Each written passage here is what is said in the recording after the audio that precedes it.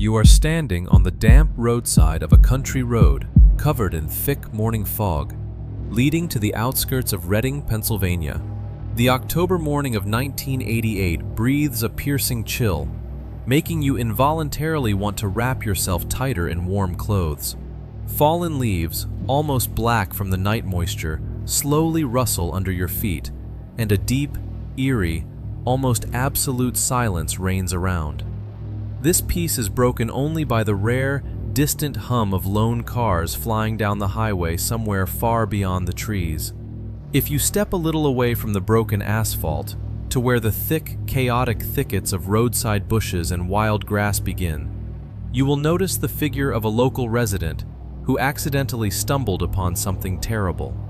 Among the withered greenery lies the body of a young woman. Her life ended suddenly, brutally, and absolutely ruthlessly just a few hours ago in the midst of a cold autumn night. The police, who will arrive at this spot 30 minutes after the terrifying call, will record numerous signs of violence and strangulation, but will not find a single direct lead around. From day one, the case will turn into complete cold darkness, and the city's best investigators will helplessly throw up their hands before the mute, empty pages of the first interrogation protocols. Today, we know completely, down to the smallest microscopic detail, every second of that fateful autumn, and we clearly know the name of the man who committed this horrific crime. But the most surprising, strange, and terrifying narrative paradox of this story is that no one in the world would have ever found the killer if not for his own painful, absolutely uncontrollable, and manic ego.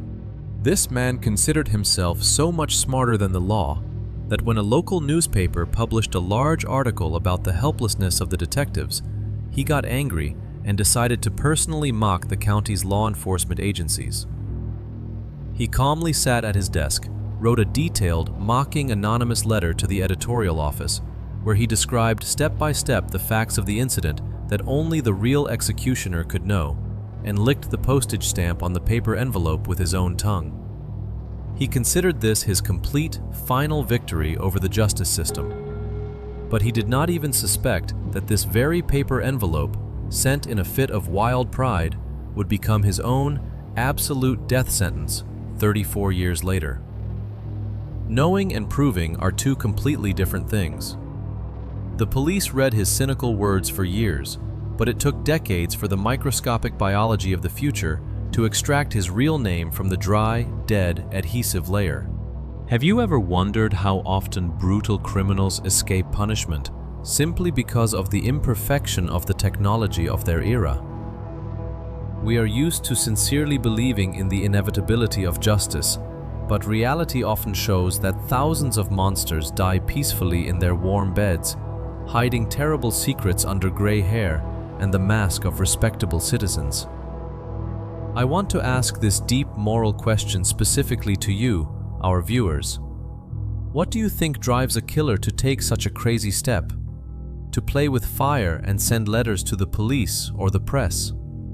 Is it ordinary, painful narcissism and a belief in one's own genius? Or a hidden subconscious desire to finally be caught and face punishment for what they did? Write your detailed opinion in the comments right now. It is very important for us to know what you think about the psychology of such people. While you share your thoughts in the comments, we will unfold in detail the yellowed pages of this Pennsylvania case to see how pride completely destroyed the killer. Her name was Anna Kane.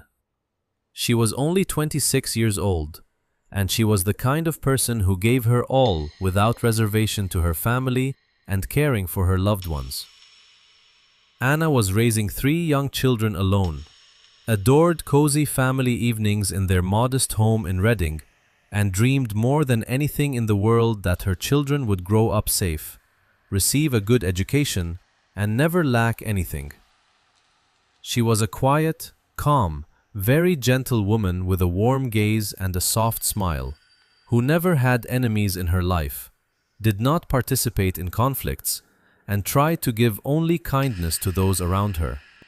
On that fateful, cold evening, she put on her favorite long, dark wool coat, which she had bought with her sister at a sale, lovingly kissed her children goodnight after putting them to bed, and left the house, promising to return as early as possible.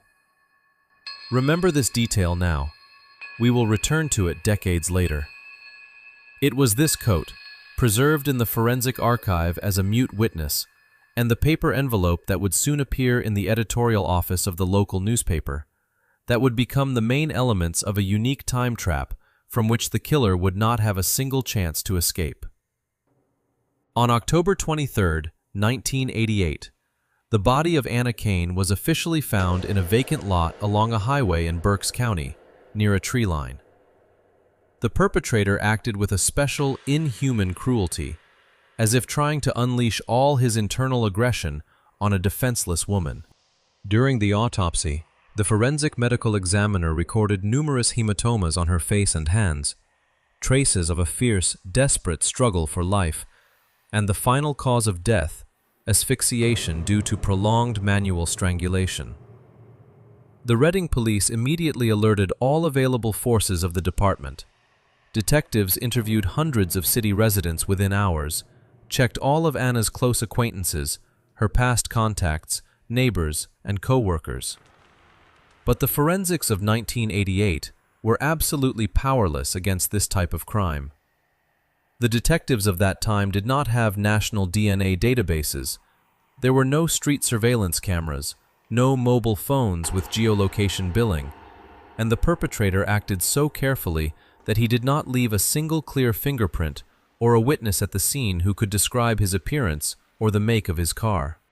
The investigation quickly began to fade, becoming covered in paperwork routine and turning into another tragic, cold statistic on the shelves of the police station.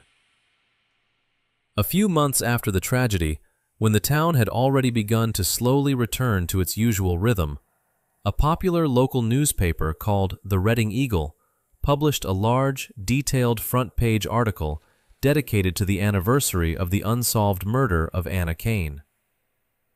The journalist described the complete helplessness of the Berks County law enforcement agencies in rather sharp, critical, and emotional tones, noting that the killer turned out to be significantly smarter than the city's entire police force, and that this case would most likely remain cold, unsolved, and forgotten forever, while the monster continued to walk free. This article had the effect of an exploding bomb for the entire town, causing a wave of indignation among citizens, but most of all, it stung and wounded one specific person: the killer himself. His pathological, bloated, morbid narcissism and ego simply could not bear the journalists calling his success mere luck and the police helpless. He was filled with a wild desire for the world to know about his precision and genius, but at the same time, he was terrified to the point of shaking knees of ending up in prison. This internal conflict between pride and fear pushed him to a fateful, absolutely insane step that crossed out his entire future. He calmly sat down at his desk in a cozy room, took a blank sheet of paper and an ordinary ballpoint pen. Trying to deliberately change his handwriting by making the letters more slanted and clumsy, he wrote a long, cynical, detailed letter addressed to the editorial office of the Reading Eagle newspaper.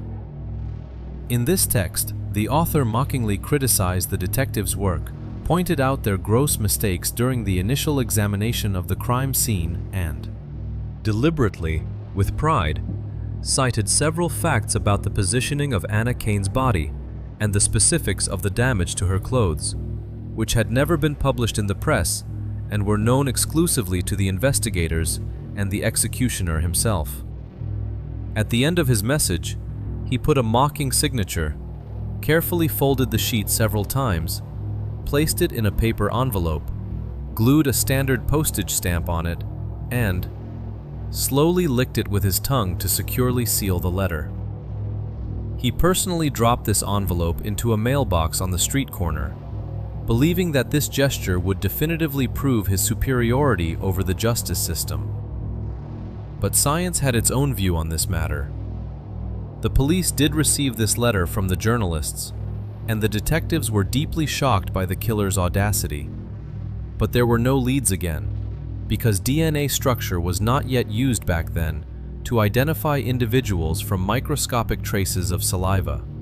The envelope was simply filed away into the case files as a strange but useless piece of paper and hidden in an iron archival cabinet for long 34 years. Then everything fell apart. The police fell into a classic trap of the illusion of a quick victory when, a few weeks after receiving this letter, they detained a local marginalized man who fit some indirect descriptions of witnesses and had certain mental disorders. He was interrogated long and hard in the department's offices. The press was already preparing loud headlines about the successful arrest of a dangerous maniac, and the city residents finally breathed a sigh of relief, believing in the safety of their streets. But during a detailed, thorough verification of the facts, it turned out that the poor man had simply incriminated himself under intense psychological pressure from the investigators. His real handwriting did not match the text of the anonymous letter at all, and his alibi for the night of the murder was ironclad, confirmed by several independent witnesses. The detectives had to release him in shame right in front of the journalists' cameras, and the investigation found itself back at the starting point, facing an absolutely blind, mute, and cold wall that seemed insurmountable. Decades passed before the truth came to light, and this horrific crime continued to live in the bodies and memories of Anna Kane's 3 children like a deep splinter that could not be removed. They grew up as orphans without warm maternal love, asking themselves every day why their mother did not return on that cold autumn night, and who the faceless monster was who sent a mocking letter to the newspaper while they cried in their empty bedroom. Every case on this channel is weeks of digging into real archives. Take 10 seconds right now, hit the like button, and subscribe. This is what keeps cases like this from remaining cold. Your support, every single view, like, and comment is the only force that gives us the resources to keep untangling the most complex criminal knots of the past, opening the closed doors of forgotten archives, and returning names to innocent victims when everyone else has long since given up, thrown up their hands, and buried hope under a thick layer of papers. The real, incredible, and historic breakthrough in the Anna Kane case occurred only in 2022, when a newly created Special Cold Case Task Force of Berks County decided to completely review all the case materials, applying the latest methods of molecular biology. They retrieved that very paper envelope from 1988 from the archival storage, which had miraculously survived floods and precinct relocations and had not suffered complete destruction from natural moisture. A narrative micro-thriller unfolded in the laboratory when the experts conducted an initial analysis and realized the delicate and difficult condition of the old adhesive layer. Over a long time, the paper had become brittle, like dry leaves, and the organic traces of saliva had almost completely dried up, evaporated, and degraded at the molecular level. There was a huge, critical, irreversible risk that at the slightest attempt to peel off the stamp and extract the biological material, the only piece of evidence would be destroyed forever, and the killer's name would remain a secret until the end of time. The scientists spent several sleepless nights using special low-pressure steam chambers and delicate next-generation chemical solvents to carefully, millimeter by millimeter, separate the postage stamp from the paper without damaging the microscopic epithelial cells of the killer. But science had its own view on this matter. They managed to perform a true miracle. From the 34-year-old dry residue, forensic scientists isolated a clean male DNA profile suitable for full analysis. It was immediately uploaded to the National CODIS database, but the computer system returned an absolutely empty result. The killer had never attracted police attention for serious criminal offenses after 1988, and his fingerprints and profile were not in any official registry in the country. Then the detectives turned to the advanced method of forensic genetic genealogy, uploading the resulting code into public civilian databases where millions of ordinary citizens voluntarily search for their ancestors and build family trees. Computer algorithms began to construct a huge genetic tree step by step, searching for distant relatives, third and fourth cousins of the unknown letter sender. It was a painstaking, titanic, exhausting job. Genealogists manually checked thousands of birth certificates, marriage contracts, tax reports, and church books of Pennsylvania, narrowing down the search circle branch by branch until the family tree pointed to one specific person, a man named Scott Grimm. The parallel timeline of this man's life evokes a deep, almost physical sense of ethical disgust, anger, and injustice. While Anna Kane's 3 children grew up as total orphans, suffering from deep psychological trauma, poverty, and loneliness, and their mother's case was considered an absolutely hopeless mistake of the past, Scott Grimm lived a full, peaceful, joyful, and completely prosperous life. He was born, grew up, and matured in the same Berks County, worked a stable, well-paying job, bought new cars, grew beautiful flowers near his house, and often spent warm weekends at barbecues with friends and numerous relatives who considered him a kind and helpful person. He met his old age in complete comfort, convenience, and safety, secretly considering himself a true genius who had outsmarted the entire American law enforcement system forever with the help of just one anonymous letter. He completely calmed down over the years, and that October morning of 1988 seemed to him just a distant, unreal memory of a turbulent youth that affected nothing. Scott Grimm died peacefully and quietly in 2018 at the age of 58 from natural causes, surrounded by the love and care of his loved ones, never knowing that the police of the future were already standing one step away from his terrifying secret. When detectives in 2022 finally obtained his exact name from the genealogy laboratory and came to his official registered address, they regretfully discovered that they were late by 4 long years. The killer was already dead and in another world, completely out of reach of any earthly court or prison. But the police of New York and Pennsylvania needed to obtain 100% direct, irrefutable proof to finally close the case and remove all possible doubts in court. The investigators obtained an official prosecutorial warrant and turned to the living relatives of Scott Grimm, who were in a state of complete, wild shock from what they heard, because they could never in their lives have imagined their obedient father and uncle in the role of a night strangler. One of his closest blood relatives agreed to voluntarily submit their biological DNA profile for comparative analysis. The result of the study by the Pennsylvania State Forensic Science Laboratory removed all doubts forever and put a bold exclamation point. The genetic material of the living relative confirmed a close, direct blood relationship to the DNA profile extracted from the adhesive side of the 34-year-old postage envelope with 100% certainty. The time trap that the killer himself had created in a fit of wild narcissism finally snapped shut around his name, destroying the myth of his flawlessness. If Scott Grimm had not written that mocking letter to the newspaper's editorial office in 1988, his official obituary in local publications in 2018 would have looked flawless, touching, and very beautiful.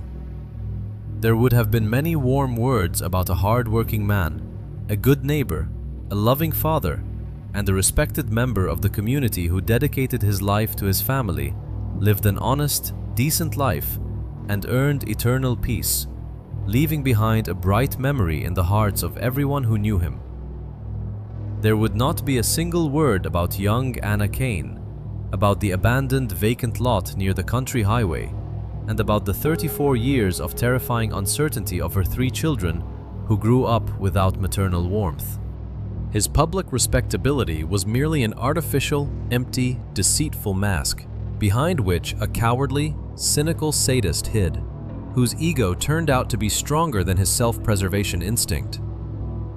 Modern forensics completely ruthlessly tore up this beautiful obituary, forever inscribing Scott Grimm's name in history as a brutal killer who exposed himself to the whole world because of his own ridiculous pride. Today, Anna Kane would have turned 67 years old. She should have walked a beautiful, long, fulfilling life path, raised her 3 children, seen their high school graduations and weddings, held her tiny newborn grandchildren in her arms, and met a peaceful, happy old age surrounded by a large, loving family on a cozy home veranda. She should have celebrated her family anniversaries, laughed out loud, traveled, rejoiced in every sunny day, and simply lived every minute of this beautiful world. Instead, her figure remained forever a tiny, frozen point in the cold autumn of 1988. A 29-year-old woman in a dark coat whose right to life was cynically trampled by a man who believed he could play with human destinies and justice with impunity. The question mark never completely disappeared. It was simply declared closed.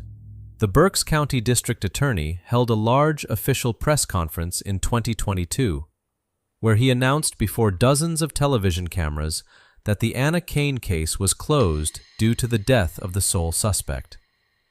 Her children, who were present in the hall, wept quietly, holding each other's hands. Their 34-year personal war for the memory and honest name of their mother was finally over. The emotional gestalt was closed, and Anna can now sleep peacefully because the truth has returned home. This unique case became a fundamental lesson for the whole world, proving that no amount of time, no change of identity, no social status, and not even death itself can protect a criminal from the inevitability of full exposure when the past begins to speak in the uncompromising language of modern molecular technologies. Justice may move very slowly. It may wander in the dark for decades due to human incompetence and laziness, but it always finds the right path to the guilty party's door. Take care of your loved ones. Be attentive to every detail around you. Never trust deceptive masks of respectability, and always remember, no case remains cold forever if we continue to fight for the truth and the bright memory of those who can no longer speak for themselves before this world. We will see you in the next case.